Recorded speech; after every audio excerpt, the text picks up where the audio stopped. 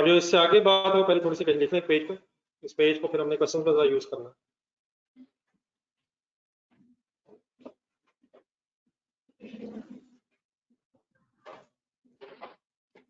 Calculation of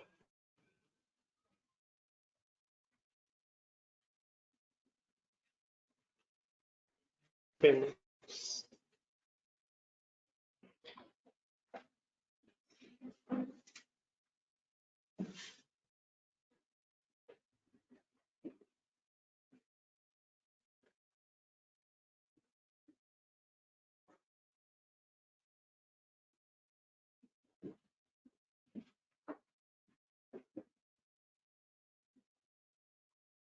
जी एक page, नया page होना चाहिए आइडियली, मेरा इस पेज को बार बार देखना पड़ना है। कैलकुलेशन ऑफ लीज पेमेंट्स, और लीज पेमेंट्स के लिए एक एब्रीविएशन रखने हैं एलपी। कभी वर्ड सुना आपने लीज पेमेंट्स? पुरानी लीज ही नई लेसर की लीज के साथ मिक्स होनी है, तो बहुत सी टर्मिनोलॉजी शायद वही है।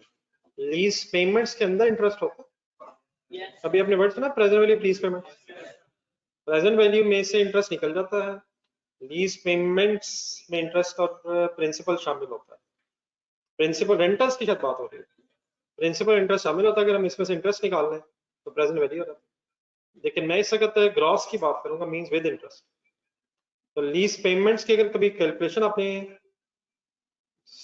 की हो तो हम जहन में ला सकेगा। शुरू से लेके एंड तक जो पेमेंट्स होनी है ड्यूरिंग द लीज टर्म, वो लीज पेमेंट्स है। मसलन डाउन पेमेंट का भी वर्ड सुना या एडवांस में रेंटल, फिर उसमें फर्दर रेंटल्स जो एरियर्स में या एडवांस में होते हैं वो प्लस हो जाता है, और एंड में फिर अगर कोई परचेज ऑप्शन हो रीजनेबली सर्टन हो तो वो फिर प्लस हो जाती है। अगर एक से ज्यादा रेंटल्स है सेम है तो उनकी फिर प्रेजेंट वैल्यू यूनिटी से आ जाती है।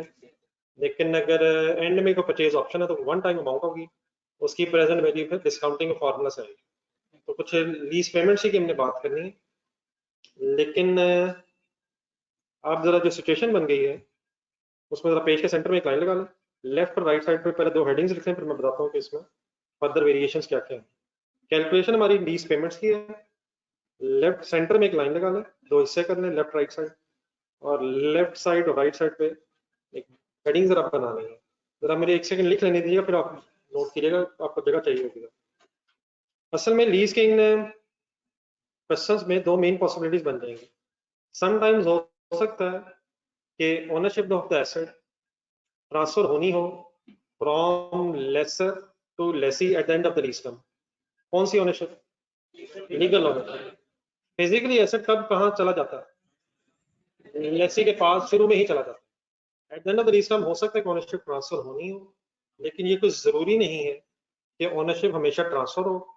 ओनरशिप हो सकता है at the end of the lease term transfer ना होनी हो, देयरफॉर एसेट दोबारा लेसी से लेसर को वापस जाना हो। तो दो मेन पॉसिबिलिटीज बन जाएंगी। आप ये बताएं जरा सोच के कि अगर ओनरशिप ट्रांसफर नहीं हो रही eight the end of the lease term तो क्या लीज फाइनेंस लीज हो सकती है? अगर मेजर पार्ट कवर हो गए हैं, स्पेशलाइज्ड एसेट है, या प्रेजेंट वैल्यू वो सब्सटेंशियली इक्वल हो गई है, तो लीज फाइनेंस लीज हो सकती है। ये जरूरी नहीं कि हमेशा ओनरशिप ट्रांसफर हो। तो दो मेन पॉसिबिलिटीज है, एक और एक लेफ्ट साइड में लिखा हूँ, if it is expected that ownership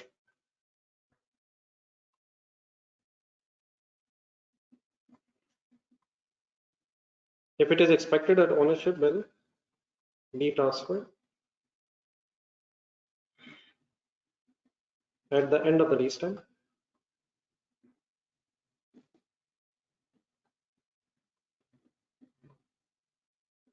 और इसी तरह के ऑपोजिट साइड पे सेंटेंस क्या बन जाएगा फिर? If it is not expected. अब बना लें अभी, लेकिन मैंने इसलिए रोका था आपको अगर आइडिया हो जाए कि कितनी जगह चाहिए, उसके बाद फिर लाइन लगाई। If it is not expected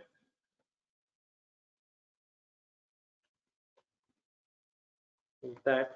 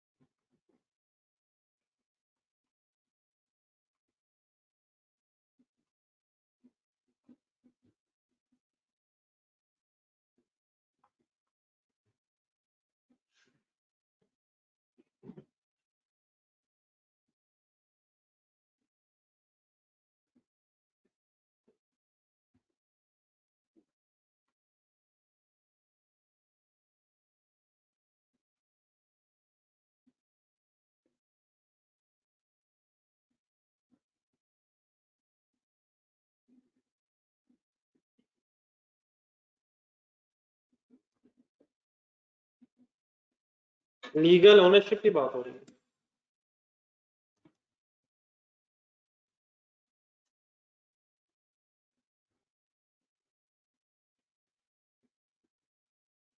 किस वक्त की बात हो रही है, शुरू में एंड में? अच्छा, लेकिन एग्रीमेंट के शुरू में लिखा होता है, एग्रीमेंट जब शुरू में होता है उसी वक्त फिर ये डिसाइड हो जाता है कि टर्म्स एंड कंडीशंस क्या हों, तो उसी वक्त ये लिखा हुआ इट इज एक्सपेक्टेड, एग्रीमेंट में लिखा हुआ या नहीं, एग्रीमेंट में लिखा होगा तो एक्सपेक्टेड है, नहीं लिखा होगा तो नहीं एक्सपेक्टेड है। सही है? एग्रीमेंट का बताया शुरू में एंड में, टर्म्स एंड कंडीशन शुरू में ही डिसाइड हो जाती है, उसकी बेस पे फिर हो सकता है एग्रीमेंट हैज डिफाइंड कि ओनरशिप ट्रांसफर होनी है, और हो सकता है कि एग्रीमेंट में लिखा हो कि ओनरशिप एंड में ट्रांसफर नहीं होनी, और देयरफॉर एसेट वापस लेसी से लेसर के पास आना। शुरू में किसके पास जाता है? लेसर से लेसी के पास, और अगर ओनरशिप ट्रांसफर ना हो तो फिर वापस लेसी से लेसर के पास आए। अब डेफिनेटली कल हमने लेसर पढ़ा, लेसर की फाइनेंस लीज ऑपरेटिंग की बात हुई है, लेकिन जो चीजें पहले हम लेसी के एंगल से पढ़ चुके हैं वो भी लिख लेते हैं, और जो फिर लेसर के एंगल से हैं वो भी लिख लेते हैं। तो अब आप लिखने की ख्वाहिश खत्म कर दें, जरा मेरी चंद गुजारिशात गौर से सुने। जो आपको पहले पता है वो लेसी के एंगल से कुछ पता है, तो अब लेसी के एंगल से जो चीजें हमें पहले पता है वो भी हम स्टोरी में जरा इकट्ठी करें। दो पॉसिबिलिटीज बन जाएंगी लेसी के एंगल से। तो पहले मैं लेसी की बात करूंगा राइट लेफ्ट साइड पे, उसके बाद फिर नीचे लेसर लिखूंगा। तो कैसे लिख रहा हूँ ये प्लीज मेरे साथ जरा रहिए। First possibility, sometimes ownership transfer हो जाती है to lessee without paying an extra amount at the end of the lease term. याद आ रहा है कल बात हुई थी। और समटाइम्स ओनरशिप ट्रांसफर हो जाती है by paying an extra amount at the end of the lease term by the name of purchase option. तो दो पॉसिबिलिटीज हैं, ownership is expected to be transferred,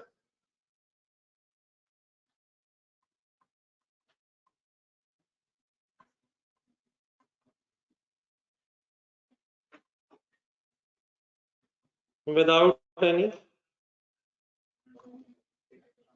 extra amount and additional amount and without any additional amount at the end of the lease term। लेंटर्स में सब कुछ cover हो गया होगा।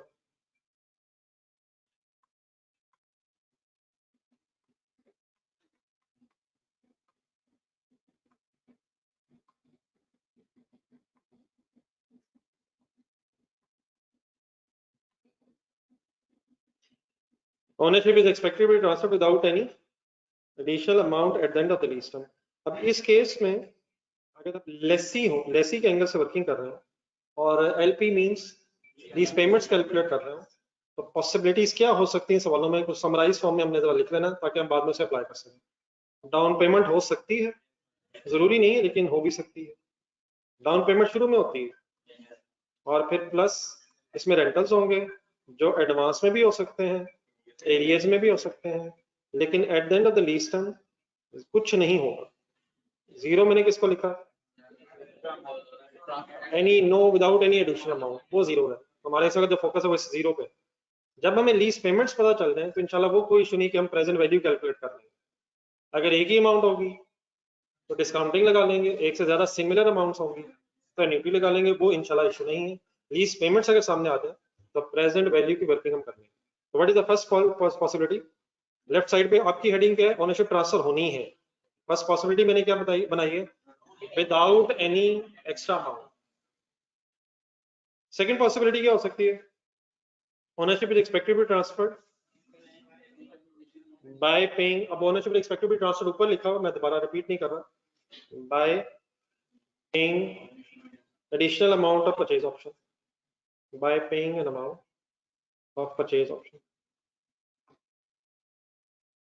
फिर परचेज ऑप्शन की अमाउंट हो, सर्टन हो, डेफिनेटली अगर सर्टन तभी कंसिडर करेंगे। तो ये शुरू में होगी एंड में होगी?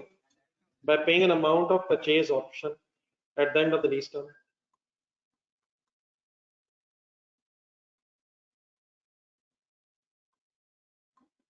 कुछ कॉमन वर्ड्स हैं जो मैंने नहीं लिखे, आपको पता है कौन से?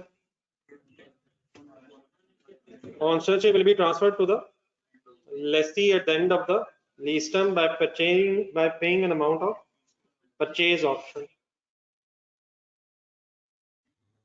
इस केस में अगर लीज पेमेंट्स की वर्किंग कर रहे हो तो डाउन पेमेंट हो सकती है, प्लस रेंटल्स होंगे, एरियर्स में भी हो सकते हैं, एडवांस में भी हो सकते हैं, लेकिन एम एक परचेज ऑप्शन की अमाउंट भी रेलिवेंट हो जाएगी।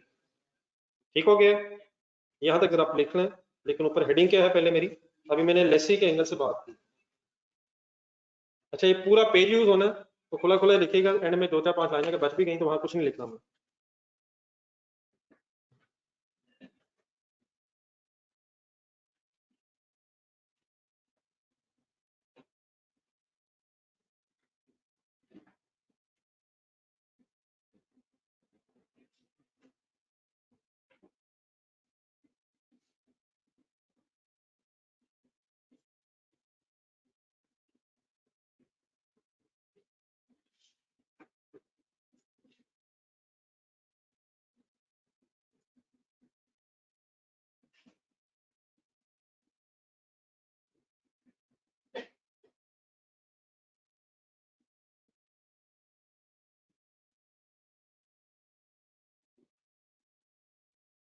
जी ऑनलाइन स्टूडेंट्स आप भी जरा नोट करके बताइए।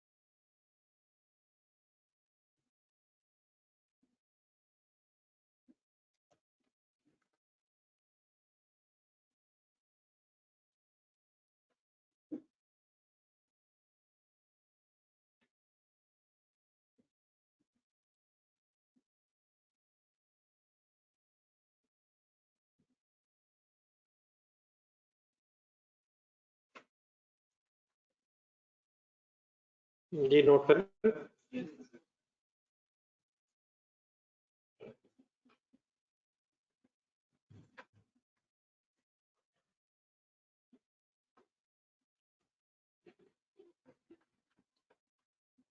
नोटेड है सर? अगर नोटेड है दोबारा रुक जाइएगा। अब यकीन भी राइट साइड पे भी डिस्कस होना है, ownership is not expected to be transferred, लेकिन पहले लेफ्ट साइड कंप्लीट करना है। मैंने अभी ये बात आपसे की है लेसी के एंगल से। अब यही पॉइंट्स अगर किसी क्वेश्चन में हो कि ओनरशिप ट्रांसफर होनी है without paying any extra amount, या ओनरशिप ट्रांसफर होनी है by paying a purchase option eight the end of release term, लेकिन आप क्वेश्चन लेसर का अगर कर रहे हैं तो लेसर के क्वेश्चन में भी इसी तरह ये पेमेंट्स इकट्ठी होंगी। फिर फर्क सिर्फ ये है कि लेसी ने पैसे देने और लेसर ने लेने। लेसी का पेबल है, लेसर का फिर रिसीवेबल बनना। तो जो पैसे शायद लेसी ने देने वो लेसी की लायबिलिटी बनने, और जो लेसी ने देने वही किसने लेने हैं, वो लेसर ने लेने, उसका रिसीवेबल बनना। तो उसी तरह जब हम लेसर का क्वेश्चन करेंगे तो वहां भी हमें लीज पेमेंट्स इकट्ठी करनी पड़ेंगी। वर्ड दोबारा लीज पेमेंट्स ही यूज होगा, लेकिन अब लेसर के एंगल से शायद वो लीज पेमेंट्स रिसीवेबल के तौर पे हो। लीज पेमेंट्स रिसीवेबल किससे? लेसी से, लेसर में। तो लीज पेमेंट्स की वर्किंग होगी लेसर में भी। तो आप जरा पॉइंट 1 जो आपने लिखा अभी पर, पॉइंट 1 जो लिखा लेफ्ट साइड पे, क्या लिखा था? तो मैं उसमें जरा वर्ड्स कम कर रहा हूँ। सपोज वही पॉइंट 1 अगर है, पॉइंट 1 अब का क्या मतलब कि ओनरशिप ट्रांसफर होनी है विदाउट एनी एडिशनल पेमेंट। तो अभी जो लेसर है अगर अपनी वर्किंग्स कर रहा होगा तो अपनी लीज पेमेंट्स की कैलकुलेशन में उस डाउन पेमेंट को कंसिडर करेगा जो उसे मिलनी है, वो मिलने के एंगल से कंसिडर करेगा, और फिर रेंटर्स को भी एज अ रिसीवेबल कंसिडर करेगा, और एंड में कुछ भी उसे नहीं मिल रहा, देयरफॉर वो जीरो एंड में कंसिडर करेगा। इन अदर वर्ड्स, अगर ओनरशिप ट्रांसफर होनी है without paying any extra thing, तो लेसी की और लेसर की लीज पेमेंट्स की कैलकुलेशन बिल्कुल सेम हो। और सिमिलरली सेकंड पॉइंट अबव क्या था, पॉइंट 2 अबव, नहीं ये समझ आ रहा है मैं कैसे लिख रहा हूँ, 1 अबव 2 अबव जो इससे ऊपर है, 2 अबव क्या था, तो फिर भी शायद बुकिंग एग्जैक्टली सेम ही होनी है, डाउन पेमेंट प्लस रेंटल्स, और फिर वो पैसे जो लेसी ने एंड पे देने हैं वो लेसर ने एंड पे रिसीव करने, कंप्लीट करने।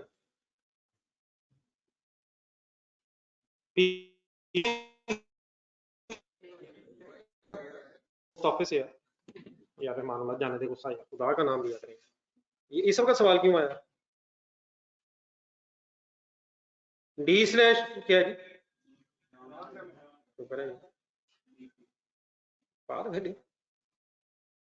परचेज ऑप्शन सर, सॉरी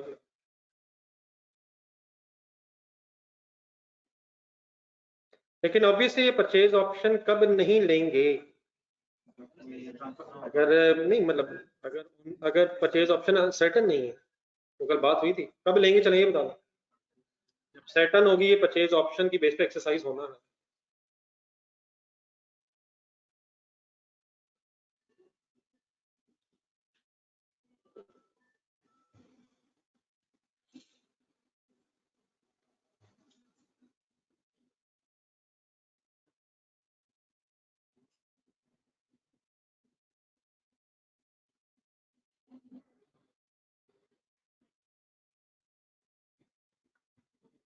अगर ओनरशिप ट्रांसफर होनी है तो जिस तरह लेसी की काउंटिंग होती थी लीज पेमेंट्स के एंगल से, वही लीज पेमेंट्स की calculation as it is relevant हो जाएगी रिसीवेबल के एंगल से लेसर के लिए।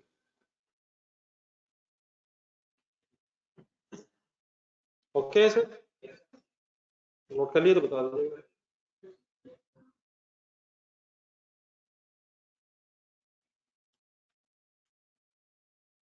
बिल्कुल लिख तो नहीं रहा,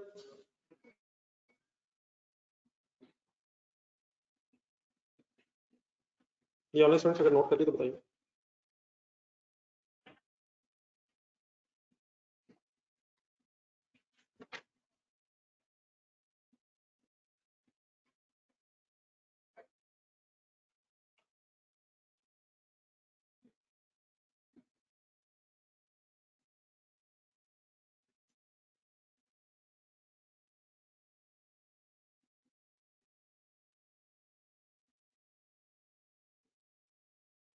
ये ओके, चलिए सिर्फ राइट साइड पे हमारी हेडिंग है ownership is not expected to be transfer.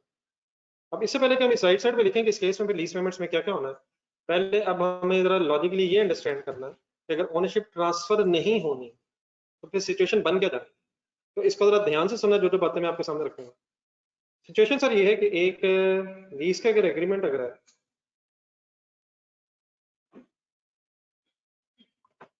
तो उसमें दो पार्टीज इन्वॉल्व है,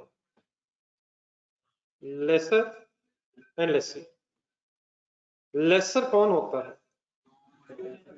जो एसेट खरीद के लीज पे देता है, और लेसी कौन होता है, जो एसेट ले के लेसर से during the lease term use करता है। ऐसे ही सर, एसेट कौन किसको हैंडओवर कर देता है, और फिर लेसर उसे during the lease term use करके उसके अगेंस्ट रेंटल्स पे करता है, लेसी। और वही रेंटल्स वो पे करता है लेसी, वही रेंटल्स रिसीव करेगा लेसर। अगर ओनरशिप ट्रांसफर होनी है तो फिर एसेट लेसी ही के पास रह जाएगा eight the end of the lease term, बस डॉक्यूमेंट्स में उसका नाम हो जाएगा। कब चला गया था लेसी के पास, नहीं कब चला गया था, स्टार्ट में चला गया था। ओनरशिप अगर ट्रांसफर होनी है और तो फिर लेसी ही के पास रहेगा eight the end of the lease term, वापसी का फिर कोई सवाल ऐसा नहीं। लेकिन अगर ओनरशिप ट्रांसफर नहीं होने तो asset eight the end of the lease term दोबारा कहां से कहां वापस आएगा। तो अभी जो हम डिस्कशन करेंगे वो इस कॉन्टेक्स्ट में है कि at the end of the lease term lessee से एसेट वापस लेसर के पास आना है at the end of the lease term. अब ये सब कुछ एग्रीमेंट में पहले से ही डिसाइडेड होता है कि at the end of the lease term ownership transfer होनी है या नहीं होनी है। अब अगर ये एसेट वापस आना है लेसर के पास, तो लेसर ने अब इसका क्या करना है, लेसर होता कौन है नॉर्मली, ये लीजिंग कंपनीज होती हैं, ये बैंक्स होते हैं या लीजिंग कंपनीज होते हैं जो लीजिंग बिजनेस कर रहे होते हैं। इन्होंने एसेट्स खुद यूज नहीं करने होते, एक सेकंड हैंड एसेट अब इसके बाद वापस आया। एक रेयर चांस ये भी हो सकता है कि ये जो सेकंड हैंड एसेट है, कोई गाड़ी है, कोई मशीन है, इसकी ओनरशिप ट्रांसफर नहीं हुई, ये आगे फिर किसी को लीज पे दे दे। लेकिन नॉर्मल सिचुएशन ये होती है कि अगर एसेट वापस आएगा तो फिर लेसर इसे मार्केट में बेच के अगर कुछ मिल सकता है तो रिकवर कर लेगा। शुरू में एसेट किससे खरीदा? लेसर ने किसी सप्लायर से खरीदा, होंडा लिमिटेड से खरीदी फॉर एग्जांपल गाड़ी, किसको हैंडओवर कर दी।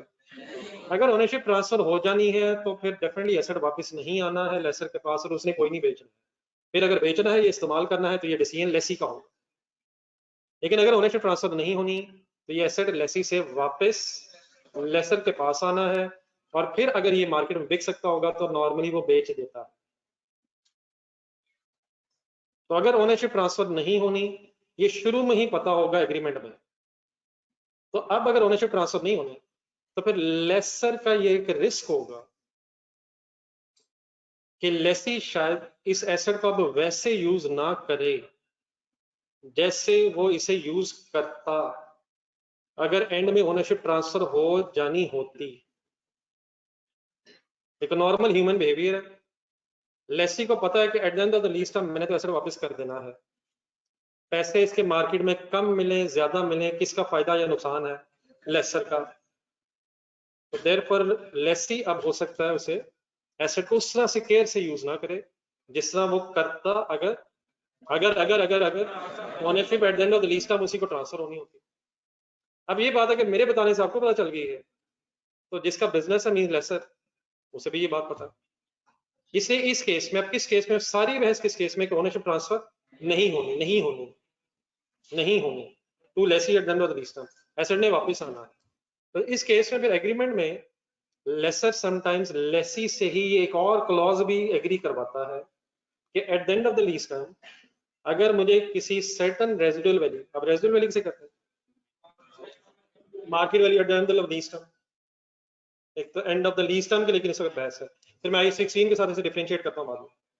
Eight the end of the lease term अगर एक सर्टेन अमाउंट से कम पैसे मुझे मिले एज अ लेसर तो फिर लेसी कंपनसेट करेगा। ये फिर एग्रीमेंट में लिखवा लिया जाता है, कौन किससे? तो इस केस में फिर हम कहेंगे कि एक रेजिडुअल वैल्यू है जो लेसी से गारंटी हो गई है लेसर को। एक गारंटीड रेजिडुअल वैल्यू का कॉन्सेप्ट कब नहीं होगा? फिर ऐसी कोई बहस नहीं। तो लेसर समटाइम फिर लेसी से कह सकता है कि आप मेरे से एग्री करें कि अगर मुझे किसी सर्टेन अमाउंट से कम पैसे मिले तो फिर आप मुझे कंपनसेट करेंगे, जो मेरा नुकसान है वो आप कंपनसेट करेंगे। कौन किसको कह रहा है? और अगर लेसी मान जाए, एग्रीमेंट की इस कंडीशन पे मान जाए और साइन कर दे, तो हम फिर वर्ड यूज करेंगे कि लेसर को एक गारंटी मिली है लेसी से रेजिडुअल वैल्यू के अगेंस्ट। तो guaranteed residual value from lessee to lessor का कॉन्सेप्ट बन जाए। लेकिन समटाइम्स हो सकता है, सारी पॉसिबिलिटीज में एक दफा डिस्कस कर लेता हूँ, बाद में फिर लिख के तो आपके सामने प्रेजेंट कर देता हूँ। हो सकता है लेसी इस कंडीशन पे एग्री ना करे और कहे भाईजान बात आपकी ठीक है, लेकिन अगर आप लीज एसेट देने में इंटरेस्टेड है तो वेल एंड गुड है, वरना अल्लाह हाफिज है, मैं इस गारंटी की तरफ नहीं आ सकता। तो आप दो ही ऑप्शंस रह जाएंगी, या तो एग्रीमेंट ना हो या फिर लेसर कहे ठीक है एग्रीमेंट तो कर ले यार, तेरी मेहरबानी। तो अगर एग्रीमेंट वो इस केस में भी कर लेगा तो अब गारंटी रेजिडुअल वैल्यू लेसी से तो नहीं, लेकिन क्या अभी भी रिस्क है लेसर का?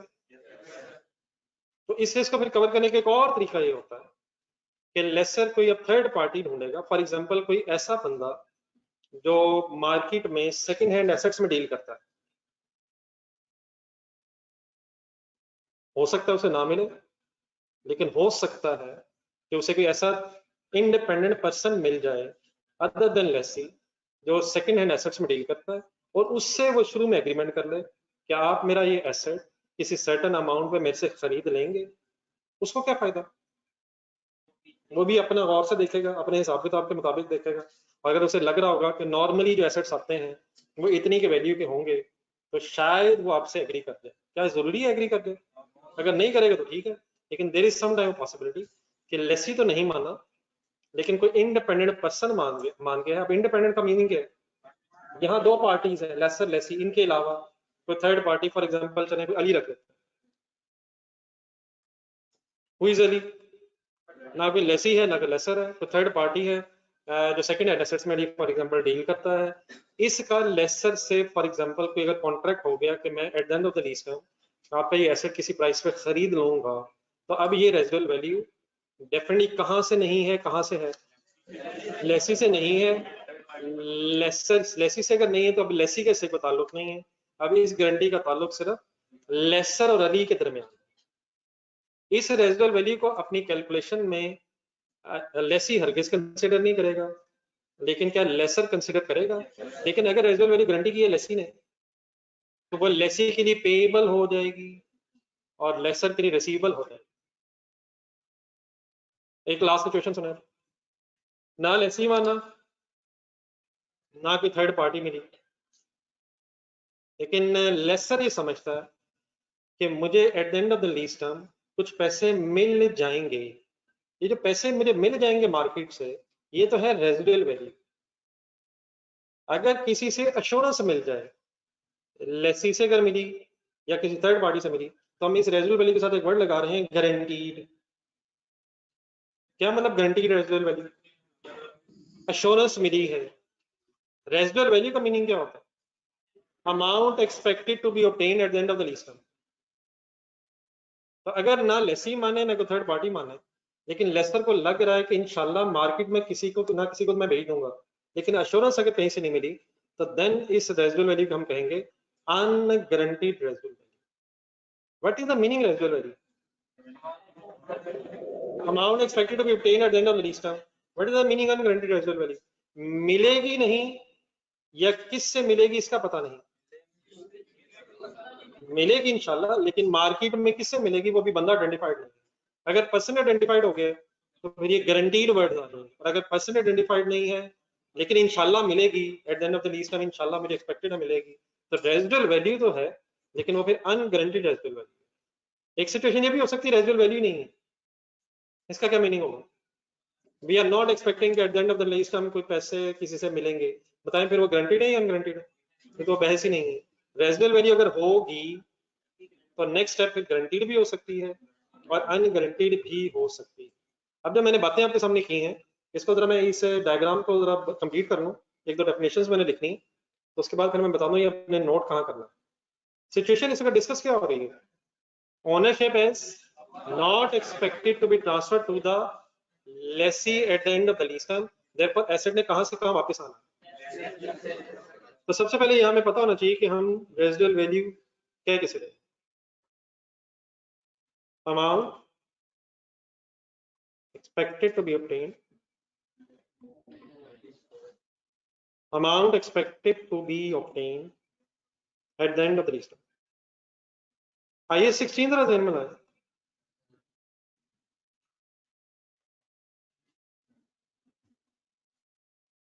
वहां भी करवे होती है, डेप्रिसिएशन यूज होती है, वहां भी वर्ड दूसरा है लेकिन वो at the end of the lease term नहीं, at the end of the useful life. तो ये जरा बरीक सा फर्क है, वो यूजफुल लाइफ का एंड है, लेकिन यहाँ लीज टर्म के एंड पे एसेट वापस आना। ठीक है सर। अब रेजिडुअल वैल्यू जो है इसके भी दो टाइप्स है,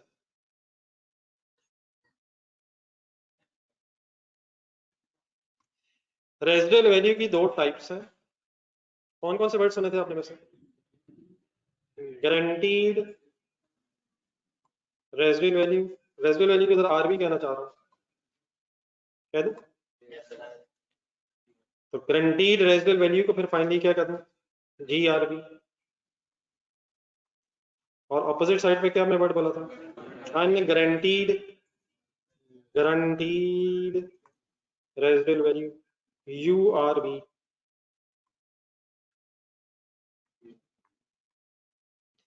फिर जो रेजिडुअल वैल्यू गारंटीड होती है इसकी दो टाइप्स होती हैं, बात मेरी पूरी सुन रहा, रेजिडुअल वैल्यूज की क्या टाइप्स लिखी है मैंने, guaranteed residual value GRB and unguaranteed residual value URB define करता हूं मैं, लेकिन जो guaranteed residual value means GRB है, इसकी भी दो टाइप्स नहीं, इसमें ये बड़ी बात मुझे पूरी करना चाहिए।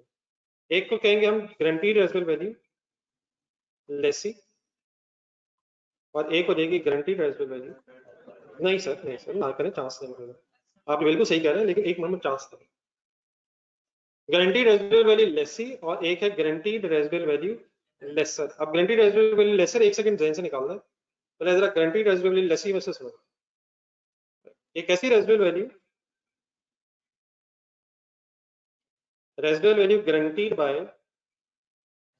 गारंटीड बाय लेसी और रिलैक्स रहिएगा, जरा कंसोलिडेशन थोड़ी जहन में ला दें, और a party related to lessee. Lessee खुद से गारंटी दे दे लेसर को, या लेसी के बिहाफ पे लेसी की कोई रिलेटेड पार्टी लेसर को गारंटी दे दे। मसलन फॉर एग्जांपल पेरेंट ने कोई एसेट लीज करवाया, पेरेंट लेसी है या लेसर? अमोनिया। पेरेंट ने एसेट लीज करवाया, पेरेंट लेसी है। अब पेरेंट खुद से गारंटी दे दे लेसर को अपने जिससे उसने एसेट लिया है, या पेरेंट के बिहाफ पे सब्सिडरी गारंटी दे दे, हम ये कहेंगे कि ये लेसी ही की गारंटी है। ये गारंटी वैसे मीनिंग क्या होता है? तो लेसी खुद से गारंटी दे दे या लेसी के बिहाफ पे लेसी का कुछ जानने वाला गारंटी दे दे, ये लेसी की गारंटी रेजिडुअल वैल्यू ही कंसीडर होगी। अगर वक्ती तौर पे कोई सब्सिडी पेमेंट कर भी देगी पेरेंट के बिहाफ पे लेसर को, तो अल्टीमेटली सब्सिडी भी पेरेंट से रिकवर जरूर करे।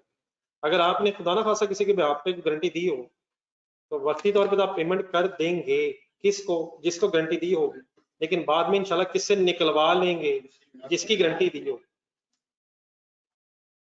तो कौन किसे गारंटी अगर दे दे तो residual value guaranteed of lessee consider होती है।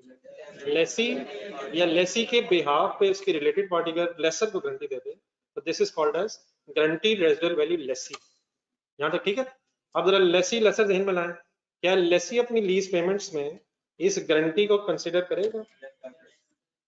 एंड में पे करना पड़ सकता है। अब शुरू में डेफिनेटली हम वर्किंग करते हुए एक्सपेक्टेड बेसिस पे वर्किंग कर सकते हैं, eight the end of the lease term फिर फाइनली पता चलेगा कि देना पड़ा या नहीं, लेकिन एक्सपेक्टेड बेसिस पे वर्किंग कर लेंगे।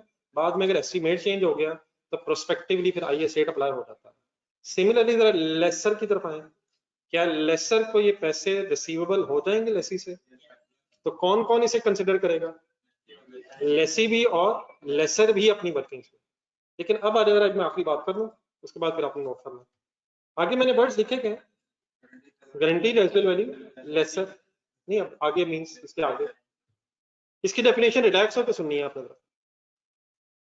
गारंटीड रेजिडुअल वैल्यू लेसर का मतलब है रेजिडुअल वैल्यू गारंटीड बाय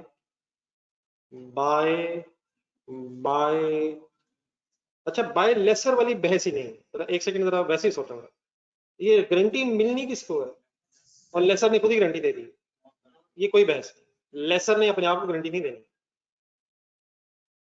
तो मेरे वर्ड जरा सुनिए, रेजिडुअल वैल्यू गारंटीड बाय, मैंने क्या लिखा है? लेसी और आ पार्टी रिलेटेड टू लेसी। ये क्या लिखी जा रहा है? क्या वही लिखी जा रहा है तो लेफ्ट साइड में मैंने लिखा है? तो यहां तक जो मैंने लिखा है इसका मतलब ये हुआ कि वो रेजिडुअल वैल्यू जो लेसी ने गारंटी की है वो लेसी भी कंसिडर करेगा और लेसर भी अपनी कैलकुलेशन में कंसिडर करेगा। इधर क्यों लिखा है उधर क्यों लिखा है?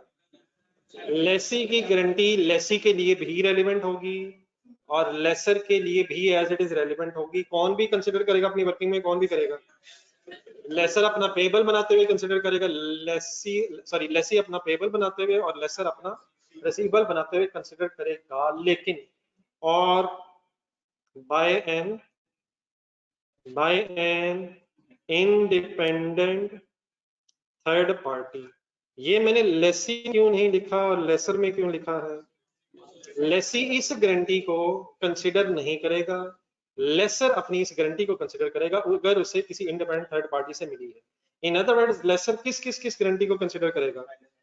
बाय लेसी हो या पार्टी रिलेटेड टू लेसी हो या फ्रॉम इंडिपेंडेंट थर्ड पार्टी हो। इंडिपेंडेंट थर्ड पार्टी लेसी में क्यों नजर नहीं आ रहा? क्योंकि फिर अब लेसी का कोई कंसर्न इस स्टोरी में नहीं है। यहाँ तक डन है सर? एक आखिरी चीज बीच में रह गई है, जरा बोर्ड पे देखें। रेजिडुअल वैल्यूज की कितनी टाइप्स लिखी है मैंने? कौन कौन सी? Guaranteed and unguaranteed. गारंटीड की भी मैंने दो निकाली है, अनगारंटीड रह गया है। इसकी आसान सी डेफिनेशन अनगारंटीड रेजिडुअल वैल्यू का मतलब होता है amount of residual value, URV means, URV किसे कहते हैं? Unguaranteed residual value means amount of residual value या residual value which is not assured, not guaranteed. Residual value which is not assured. इसका क्या मीनिंग हुआ residual value which is not assured? एक minute, ये वैसी बात ना गलत तरफ चली जाती है यहाँ से। रेजिडुअल वैल्यू जो मिलनी नहीं है या मिलने की उम्मीद तो है लेकिन किससे मिलनी है उसका नहीं पता है। देखिए एक है रेजिडुअल वैल्यू, फर्स्ट मैं आपसे कहूँ 10,000 वैल्यू, लेकिन किसी ने गारंटी नहीं की, तो फिर ये अनगारंटीड सर, ऐसे ही नहीं यार। लेकिन अगर मैं आपसे कहूँ रेजिडुअल वैल्यू है ही नहीं, तो फिर ये बहस ही खत्म हो गई कि रेजिडुअल वैल्यू अगर है ही नहीं तो गारंटीड है या अनगारंटीड है। रेजिडुअल वैल्यू है लेकिन अश्योरेंस अगर नहीं है, किससे मिलनी है? हाँ इंशाल्लाह मार्केट से मिलेगी, लेकिन मार्केट में किससे मिलेगी? अगर ये नहीं पता है तो ऐसी रेजिडुअल वैल्यू अनअश्योर्ड कहलाएगी और अनगारंटीड रेजिडुअल वैल्यू बन जाएगी स्टोरी में। बात ठीक है? लेकिन ये भी सेंटेंस थोड़ा सा और भी है, लेकिन वो मैं अगली बात अभी कुछ अर्से बात करूंगा। तो एक और वाली बात बस एज इट इज छोड़ देनी, एक लाइन इसके नीचे। अब आपने ये जो मैंने लिखा है, ये पेज पूरा जो इस वक्त हम बना रहे थे, ये तो अभी राइट साइड पे और बनाना है। तो बेस्ट यही रहेगा कि नेक्स्ट पेज पे है, कोई मसला नहीं, मैं माजर कर लूंगा एंड में अगर कुछ लाइनें बच गई। तो नेक्स्ट पेज पे है, ये छोटी सी डायग्राम बना के ये डेफिनेशन जरा नोट कर लें।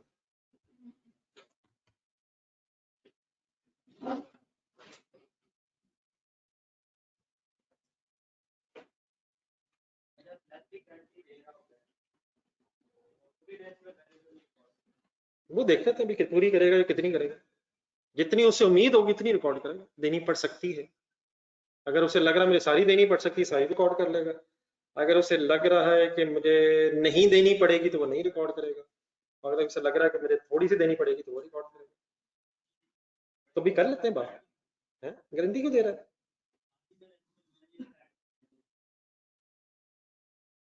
तो गारंटी दे रहा है, हो सकता है ना देनी पड़े। ये दे दी है या देनी पड़ सकती है, तो जब एंड आएगा फिर देख लेंगे। और अगर सारे पैसे उसी को देने पड़ गए हैं तो यकीनन फिर वो एसेट भी नहीं छोड़ेगा। लेकिन शुरू में नहीं उम्मीद कि ओनरशिप ट्रांसफर होनी है।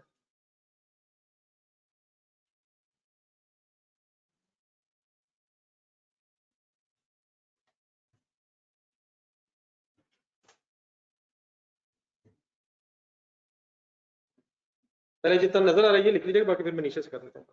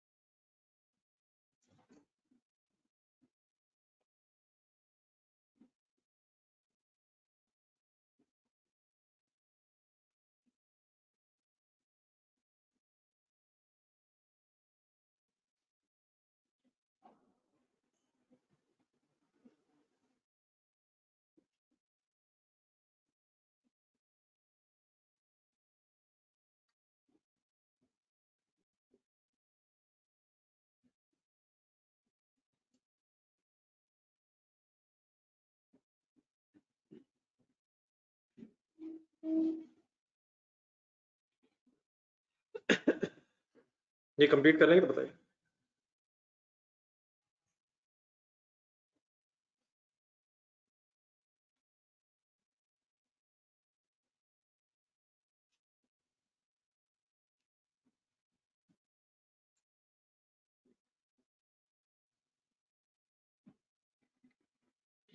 नोटेड है सर।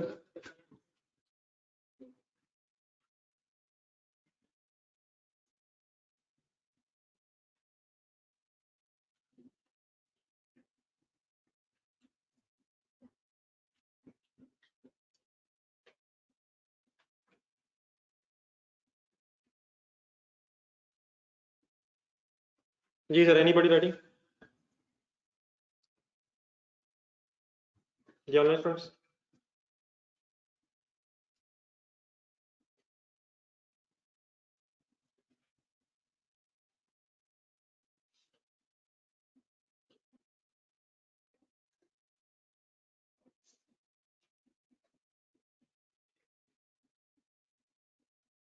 जी सर, आप आ जाइए बेस पे, जो पिछला पेज था,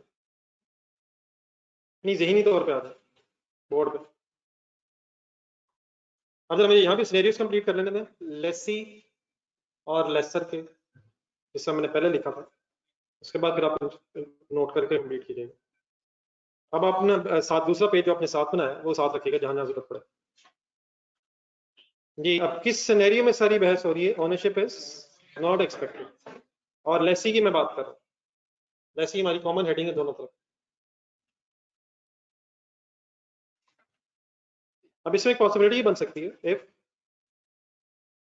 देयर इज जी अभी लेसी। अब मेरे इस वर्ड से क्या क्या कवर हुआ है?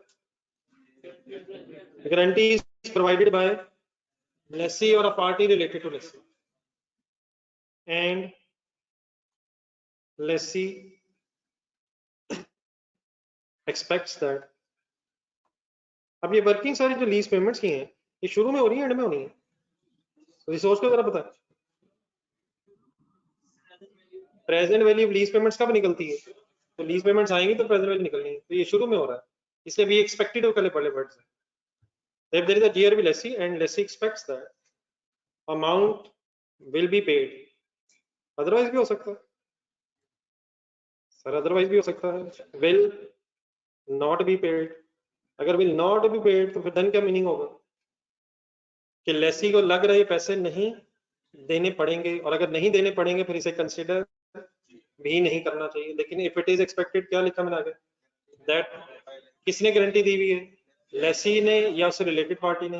लेसी कंसिडर करेगा अगर वो एक्सपेक्टेड है कि पैसे जाएंगे। तो इस केस में आप जब लीज पेमेंट्स आप कैलकुलेट कर रहे होंगे तो डाउन पेमेंट और रेंटल्स तो होंगे होंगे सर, हो सकते हैं कर लें, रेंटल्स एरियाज में एडवांस में एज इट इज होंगे, लेकिन एंड में अच्छा ये रेजिडुअल वैल्यूज चाहे गारंटीड हो अनगारंटीड हो, ये at the beginning of the lease term है या at the end of the lease term? ये residual values at the end of the lease term सारी स्टोरी है, और प्लस फिर एंड में जीआरवी हो जाएगी। अच्छा, ये हर साल देने हैं, एक वन टाइम पेमेंट होगी at the end of the lease term. तो अगर लेसी ने गारंटी की है और lessee expects that amount is to be paid या विल बी पेड, तो देन जीआरवी लेसी कौन ऐड कर लेगा, किस में ऐड कर लेगा? लेकिन ऑब्वियसली फिर प्रेजेंट वैल्यू लेगा। डाउन वैल्यू की present value as it is रहती है, रेंटल्स की प्रेजेंट वैल्यू एरियर या एडवांस के एंगल से एज इट इज ही होगी। जीआरवी कब जानी है? प्रेजेंट वैल्यू डिस्काउंटिंग से लेंगे, यूनिटी से? डिस्काउंटिंग से लेंगे, one time amount at the end of the lease. यहाँ तक okay? Point number 2, if there is a GRV but guarantee is provided by, guarantee is provided by independent third party, हो सकता है? किसने नहीं, किसने?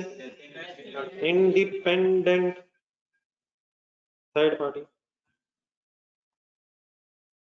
देन अगर आप लेसी की वर्किंग कर रहे हो तो आप लीज पेमेंट्स की वर्किंग करते हुए डाउन पेमेंट रेंटल्स तो लेंगे, लेकिन आगे 0 क्यों लेंगे? अब आप इससे कंसर्न नहीं होगा। यहाँ तक समझ आ जाएगा? तो लेसी कब गारंटी रेजिडुअली कंसिडर करेगा?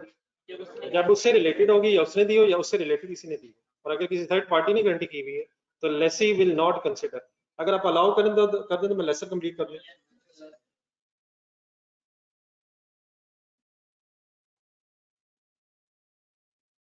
थोड़ा सा एक्सप्लेन दोबारा करना चाह रहा हूँ। लेसर में पहला सिनेरियो वही बन सकता है क्या? If there is a guaranteed residual value lessee, नहीं वो लेसी में अब दोनों कवर हो गए, इसकी मैं ब्रैकेट में लिख रहा हूँ। लेसी की जो मैंने डेफिनेशन आगे लिखवाई है उसमें दोनों कवर हो गए। कौन कौन सा? लेसी और उसकी रिलेटेड पार्टी। डेफिनेटली कौन सा कवर नहीं हुआ? थर्ड पार्टी लदा है लेसी में ही, वो जीआरवी लेसर में मैंने लिखवाया। तो इस केस में अगर इस तरह से हो जाए तो आप लीज पेमेंट्स लेंगे। तो कैसे डाउन पेमेंट्स? अब ये डेफिनेटली रिसीवेबल के एंगल से लेसर लेगा या पेबल के एंगल से? और इस जीआरबी को भी कंसिडर क्यों करेगा? ये पैसे भी उसके उसी तरह रिसीवेबल हो जाएंगे जैसे रेंटल वाले पैसे। और फाइनल सिनेरियो आप सोचने क्या हो सकता है? If there is a GRE but guarantee is provided by but a guarantee is provided by independent third party.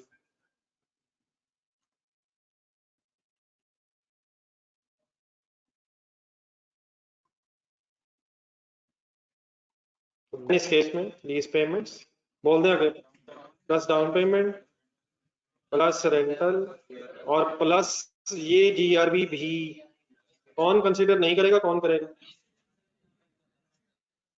I hope कोई कंफ्यूजन नहीं है। अब इस टेबल में अपना नेक्स्ट पेज देखें, यूआरबी भी रहती है। तो यूआरबी का क्या होगा वो बाद में डिस्कस करते हैं, पहले यहाँ तक कंप्लीट करें। ऐसे लिख लें, राइट साइड पे आप पता है कहाँ लिख रहे हैं। तो पेज आप बना रहे मेरे से, उसका साथ राइट साइड खाली थी, उसको भी कंप्लीट कर। तो प्लीज वैसे बहुत ज्यादा टेक्निकल बहस नहीं है, रिलैक्स रहिएगा।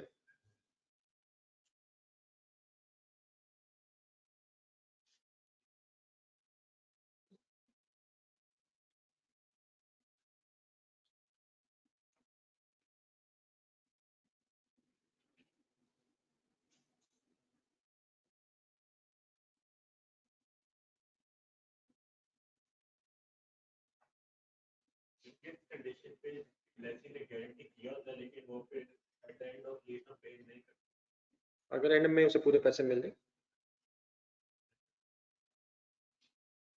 अगर एंड में उसे पूरे पैसे मिल जाए तो डेफिनेटली लेसी नहीं देगा। ये तो गारंटी थी ना कि अगर नहीं मिलेंगे तो देगा। तो समटाइम्स हो सकता है पूरे देने ही पड़ जाए, हो सकता है पूरे ना देने पड़े, और हो सकता है बिल्कुल ही ना देने पड़े। ये तो एंड में लेकिन पता चलेगा। ये तो शुरू में जो वर्किंग हो रही है उस वक्त आप एक्सपेक्टेड बेसिस पे कर लेंगे। जो एस्टीमेट है डेफिनेटली, और एस्टीमेट्स फिर फ्यूचर में प्रोस्पेक्टिवली चेंज भी हो सकते हैं।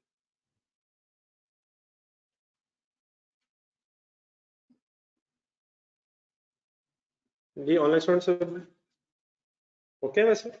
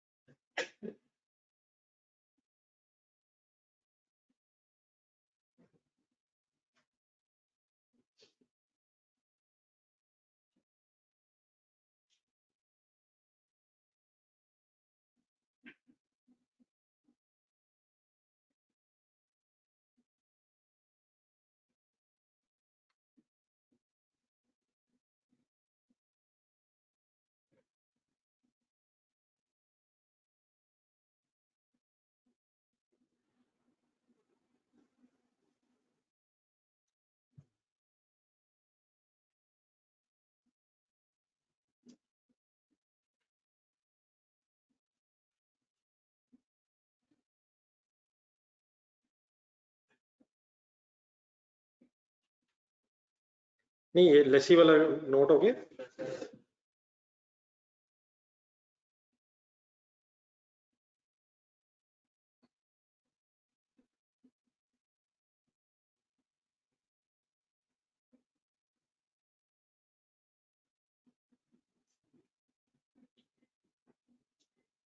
ये लेसी वाला कोई लिख रहा हो, लेसी वाला अगर कोई लिख रहा है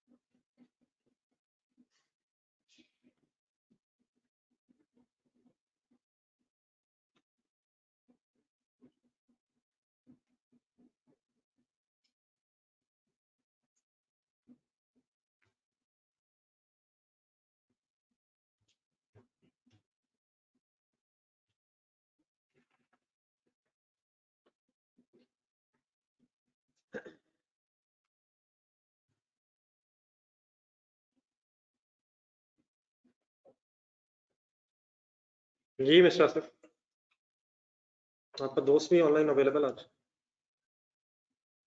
नहीं? वो तो पढ़ता रेगुलर जिस तरह आप पढ़ते हैं।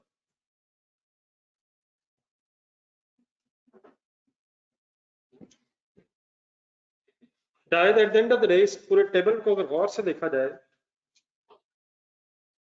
तो सिर्फ एक जगह ही डिफरेंस है, देखें है कहीं, बल्कि कहीं भी नहीं। अगर ओनरशिप ट्रांसफर नहीं, अगर ओनरशिप ट्रांसफर हो रही है तो देखें जरा लेफ्ट साइड, लेसर लेसी में कोई फर्क नहीं पड़ता, और अगर ओनरशिप ट्रांसफर नहीं हो रही और जीआरवी लेसी है तब भी शायद फर्क नहीं पड़ रहा। कहाँ जीरो है और कहाँ नीचे जीआरवी है। तो अगर इंडिपेंडेंट थर्ड पार्टी का प्रॉब्लम आएगा तो देन फर्क आ जाएगा। शायद नेट इफेक्ट ये नोट कर लिए जी ऑनलाइन स्टूडेंट्स। देन अब ये पेज अगर खाली भी है तो छोड़ दें इसे, नेक्स्ट पेज पे वहां आ जाए जहां आपने ये जीआरवी लिखी थी, यूआरवी की डेफिनेशन लिखी थी, उसके नीचे एक लाइन लगा दें। नेक्स्ट पेज पे भी जगह होगी है नहीं, जहां डेफिनेशन से लिखी थी साफ सुथरा लिखेगा, मीन्स उसे शायद पेज हमारे लिए इंपॉर्टेंट बन जाना आगे जाकर। या और क्या लिए एक जगह एक लाइन छोड़नी है आपने, और एक एंड में और लिखा हुआ है, और के नीचे एक लाइन छोड़ दें, लाइन लगा दें। मतलब इसका ये है कि यहाँ तक ये बहस कंप्लीट करके जरा नेक्स्ट एक सेंटेंस लिखना। रेडी है सारे? अब ये इकट्ठा लिख लें जरा अपने साथ। किस जगह लिख रहे हैं आप? यहाँ यूआरवी की डेफिनेशन लिख रहे थे, यू और के नीचे लाइन रख लीजिएगा। अब उसको जरा कंप्लीट कर लें। यूआरवी किसे कहते हैं? ये अगर पिछला पेज देखें आप जिसमें आपने स्टोरी लिखी है उसमें यूआरवी नहीं आ रही। यूआरवी का क्या होना है? यूआरवी कहते किसे? अनग्रांटेड रेजिडुअल वैल्यू कहते हैं किसे बचा? एक ऐसी रेजिडुअल वैल्यू जो मिलनी नहीं है, इसकी एश्योरेंस नहीं, इसकी एश्योरेंस नहीं। अच्छा, अगर इसकी एश्योरेंस नहीं है तो ये पैसे किसको मिल सकते हैं? अगर मिलेंगे तो लेसी का तो इससे कोई कंसर्न नहीं है, ओनरशिप ट्रांसफर होनी नहीं है, लेसी के पास एसेट वापस आना है, उसने सेल करना है, उससे एक्सपेक्टेड है कि मुझे मिल जाएंगे, लेकिन अश्योरेंस नहीं है। तो इसको किसने अपनी कैलकुलेशन में यूज नहीं करना? लेसी ने। इसे अगर कंसिडर करेगा तो लेसर करेगा। कैसे करेगा? अभी इस पैराग्राफ लिखो, URV is not included in calculation of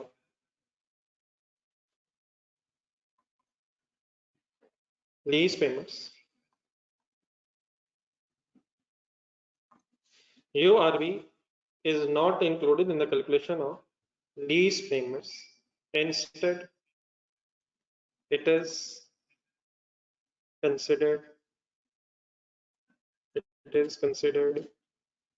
by lessor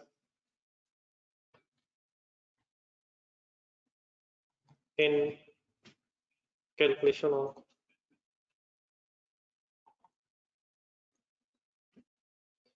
यहां तक जरा पढ़ लें, ट्रांसलेट करें। नहीं नहीं नहीं नहीं नहीं नहीं ना, मैंने ये लिखा, मैंने ये नहीं लिखा, वो तो अंडरस्टूड बात है। URB is not included in the calculation lease payments. Lease payments में ये नहीं, इंस्टेड इसने किसने कंसिडर तो करना है, लेकिन किसकी कैलकुलेशन में, डरे बगैर वर्ड्स लिखें, ग्रॉस इन्वेस्टमेंट। असल में अब यहां से ऑनवर्ड्स गेम हो जानी है सिर्फ लेसर की, और लेसर की फिर कुछ अपनी टर्मिनोलॉजीज हैं, और एक पहली टर्म मैंने आपके सामने क्या रखी है, ग्रॉस इन्वेस्टमेंट। अब इसका मीनिंग क्या है इंशाल्लाह मैं बताता हूं।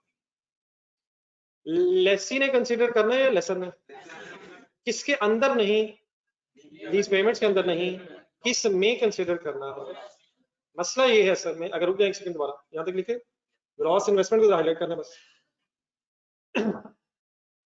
यहां से ऑनवर्ड्स जब हम लेसर की बात करेंगे तो लेसर की टर्मिनोलॉजी इस स्टैंडर्ड में डिफरेंट है। टर्म्स या terminology terms used by lessor, lessor lessee, लेकिन रिलैक्स रहिएगा जरा, और बेहतर है कि पहले सुन ले ताकि जरा रिलैक्स हो जाए। Terms used by lessor, lessor जब वर्किंग करता है अपनी, तो फिर उसकी टर्मिनोलॉजी जरा डिफरेंट होती है लेसी से। लेसर पहले सबसे पहले टर्म यूज करता है ग्रॉस इन्वेस्टमेंट। ग्रॉस इन्वेस्टमेंट का एक फॉर्मूला है lease payments plus URV. Lease payment जरा ध्यान में लाएगा, अगर कोई जीआरवी होगी तो लीज पेमेंट्स में आ रही होगी, और जाने दें यार, जाने दें, देखें तो सही, आती है जीआरवी इसी में होगी, लेकिन इसके अंदर यूआरवी नहीं, अंदर यूआरवी नहीं है। अगर इसमें यूआरवी जमा कर ली जाए तो इस फिगर का नाम बन जाएगा प्लस करके ग्रॉस इन्वेस्टमेंट। ये जमा करेगा कौन, लेसर, देखो ये टर्म है ही लेसर। अभी इन्वेस्टमेंट वर्ड क्यों, लेसर इसका रिसीवेबल सॉर्ट ऑफ है, ग्रॉस का मतलब ये है इसमें इंटरेस्ट भी है, लीज पेमेंट्स प्रेजेंट वैल्यू ले ली हमने, अभी ग्रॉस अमाउंट है, एसेट है लेसर का, रिसीवेबल होना है, इन्वेस्ट किए उसने एसेट खरीदे पैसे। तो what is the first term, what is the formula of gross investment. लेकिन अगर आपके किसी सवाल में यूआरवी ना हो तो क्या वही वो हो जाएगा, वही वो क्या हो जाएगा, लीज पेमेंट्स ही ग्रॉस इन्वेस्टमेंट कहलाएगी लेसर पेमेंट्स। लेकिन अगर यूआरवी हो तो प्लस करके फिर ग्रॉस इन्वेस्टमेंट बनेगी। अगर यूआरवी नहीं है तो लीज पेमेंट्स ही ग्रॉस इन्वेस्टमेंट कहलाएंगी लेसर के एंगल से। जाने सर क्या फर्क हो सकता है, कब हो सकता है। नेक्स्ट टर्म है नेट इन्वेस्टमेंट। अगर आप ग्रॉस में प्रेजेंट वैल्यू ले लें, किसकी प्रेजेंट वैल्यू ले लें, तो फिर जो फिगर आएगी वो नेट इन्वेस्टमेंट कहलाएगी। किस किस की प्रेजेंट वैल्यू ले लेंगे तो ग्रॉस इन्वेस्टमेंट की प्रेजेंट वैल्यू आ जाएगी। अगर present value of lease payments में प्रेजेंट वैल्यू ऑफ यूआरवी ऐड हो जाए तो फिर फिगर का नाम क्या बन जाएगा, नेट इन्वेस्टमेंट। अगर यूआरवी ना हो तो उसकी प्रेजेंट वैल्यू भी नहीं होगी, और अगर उसकी प्रेजेंट वैल्यू नहीं होगी तो present value of lease payment ही नेट इन्वेस्टमेंट कहलाएगी लेसर के एंगल से। हजम हो रही मेरी बात। अब ये दो फिगर जो आपके सामने आएंगी ग्रॉस और नेट, अभी इंशाल्लाह इसकी वर्किंग करते हैं, क्या इसमें डिफरेंस होगा, क्या इसमें कोई डिफरेंस होगा, हो सकता नहीं हो, हमेशा होगा। रीजन बताएं, रीजन बताएं, रीजन बताएं। ग्रॉस इन्वेस्टमेंट में इंटरेस्ट शामिल होगा, प्रेजेंट वैल्यू में से इंटरेस्ट निकल जाएगा, तो इन दोनों में डिफरेंस किस वजह से होगा, इंटरेस्ट की वजह से। तो यहाँ से तीसरी कैलकुलेशन हो जाएगी अनअर्न्ड, रिलैक्स रहना था, अनअर्न्ड फाइनेंस इनकम किसकी वर्किंग हो रही है, लेसी लेसर, लेसर। इंटरेस्ट ने इनकम बनना है या एक्सपेंस बनना है, इंटरेस्ट इनकम को फाइनेंस इनकम बोला गया है, finance income, financial charges, finance cost. Lessor की वर्किंग हो रही है तो फाइनेंस इनकम, इंटरेस्ट इनकम को कहा जा रहा है। अनअर्न्ड क्यों कहा जा रहा है, क्योंकि ये कैलकुलेशन स्टार्ट में होती है, ये calculation start of the lease पे होगी। तो ये इंटरेस्ट कब अर्न होगा, जब टाइम गुजर जाएगा, शुरू में लीज जब स्टार्ट होगी तो ये सारा इंटरेस्ट अनअर्न्ड क्यों होगा? क्योंकि अर्न तब होगा जब टाइम गुजर जाए। ठीक है, अब पूरे वर्ड समझ आ गए? What is the meaning earn and finance income? एक ऐसी फाइनेंस इनकम या इंटरेस्ट इनकम जो भी अर्न होनी है। अर्न होनी है कब? अर्न होनी है इनकम कब? इंटरेस्ट इनकम कब अर्न होती है? जब टाइम गुजर जाता है। इंटरेस्ट एक्सपेंस कब बनता है? टाइम बेसिस पे एक्सपेंस बनता है और टाइम बेसिस पे इनकम बनता है। तो इसका फॉर्मूला फिर क्या बन जाएगा?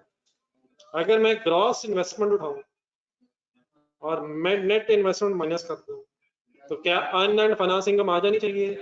जीईआई मैंने किसे कहा है? जीआई मैंने किसे कहा है? एनआई कहा है।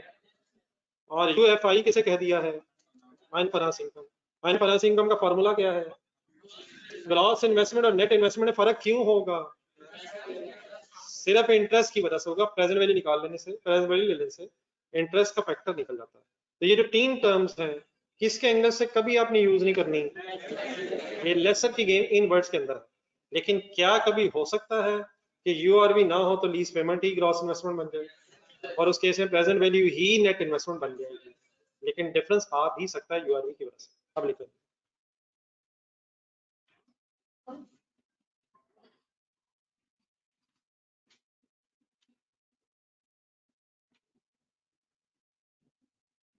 ये फॉर्मूला जरा ये काइंडली याद करना है तो अगर इसको लिखते हुए जरा बोल दें। Gross investment is equal two plus minus plus sorry minus नहीं ग्रॉस अनअर्न्ड फाइनेंस सॉरी यूआरवी। ये अजीब सा वर्ड है यूआरवी। आप हम हैं।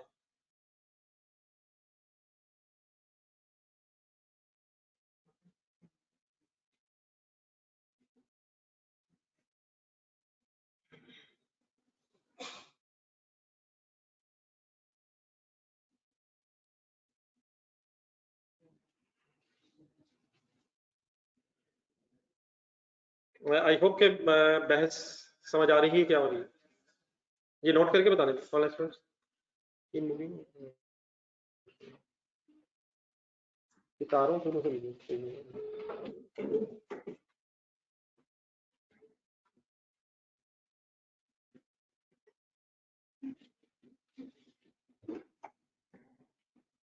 मित्रा जरा देख के बताएं what is the formula of gross investment? What is the formula of net investment? What is the name of the difference between gross and net investment? Page number निकालें 333।